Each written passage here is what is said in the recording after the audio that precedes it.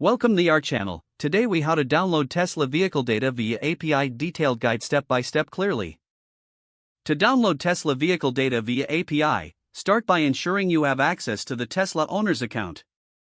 Visit the Tesla developer documentation website to familiarize yourself with the API. Create a new application on the Tesla developer portal if you don't have one.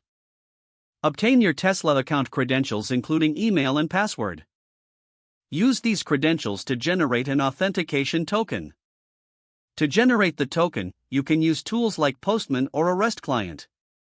Send a post request to the Tesla API's token endpoint. Include the necessary parameters such as grant_type, email, and password. Once you receive a successful response, note down the access token.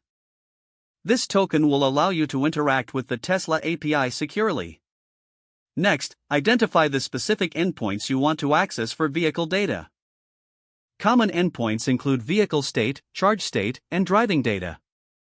Build a GET request using the appropriate endpoint for the data you need. Incorporate the access token in the authorization header of your request. Send the GET request to the API endpoint. Examine the JSON response to find your vehicle data. You may want to format the data for better readability in tools like Excel or Google Sheets. If you require historical data, consider implementing scheduled requests. This will allow you to collect data over time. Ensure to abide by the Tesla API usage policies to avoid any service interruptions. Regularly check for updates in the API documentation for any changes. Now, you have a comprehensive understanding of downloading Tesla vehicle data via API. If the page does not load, refresh the browser or try again in a private or incognito window.